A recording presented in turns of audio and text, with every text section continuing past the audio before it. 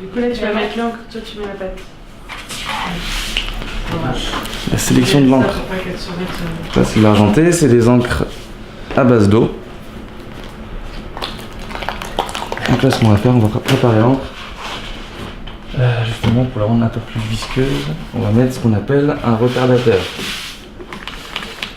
Il va permettre en fait une impression plus souple et plus d'endurance. Comme ça on peut imprimer plus longtemps. Parce que les encres à base d'eau justement sèchent dans la maille. Ça c'est des pop-sets qu'on va utiliser juste en feuille test. En feuille test. On va les sacrifier.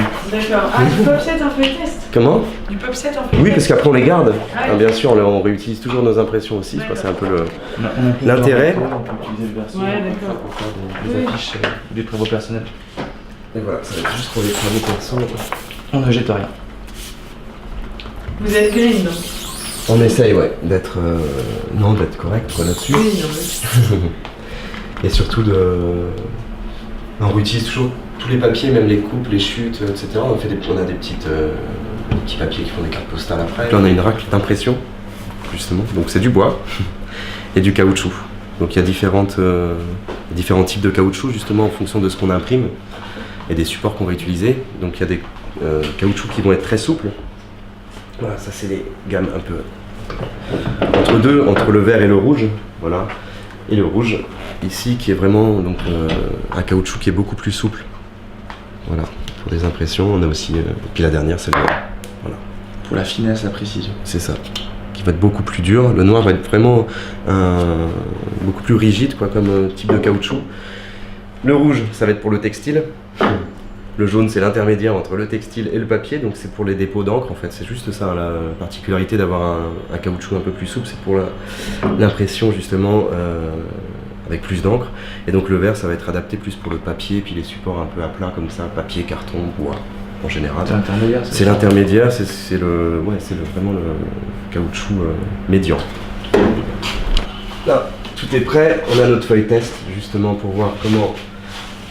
Pour contrôler la première sortie, on va vous montrer justement, on va poser notre encre en bout d'écran, toujours.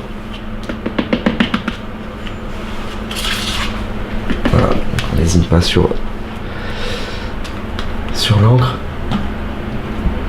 Hop, on déclenche notre soufflerie. Ce que je vais faire là, ça s'appelle l'ancrage de l'écran. Je ramène vers moi sans y mettre de pression forcément particulière, justement pour faire tomber l'encre dans toutes les parties qui sont, là vous pouvez voir, donc, dans tout notre pochoir. L'encre s'y est mise justement pour pouvoir y être appuyé. Donc le geste, c'est pourquoi on appelle un tirage, c'est qu'on va ramener donc, cette raclette de bois vers soi. Cette façon là. Là on voit que tout le nylon est redevenu jaune, c'est-à-dire que j'ai poussé l'encre et l'encre est donc normalement tombée sur le support. C'est ça. Ce que je fais entre deux tirages toujours, c'est l'ancrage encore de l'écran, le nappage. Justement, on va découvrir ce premier tirage. Voilà. Donc là on contrôle les zones. Et on détermine si c'est beau ou pas. Là, comment on va passer? C'est que ce matin là maintenant? Ouais. On va passer, allez, soyons fous, on passe sur le Curious Matter. C'est comment la gamme déjà? Désiré Red. Désiré Red. Pour être précis. Voilà. Et ça sèche pendant combien de temps? Alors c'est des encres à eau donc ça sèche très rapidement. D'accord. Quand on appelle 2-3 minutes c'est ça. Peu importe que ce soit un skin ou un Curious Matter.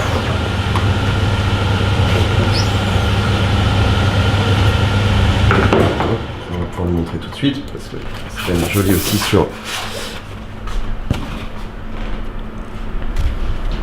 Ah donc important de regarder à chaque fois. C'est vraiment très chouette.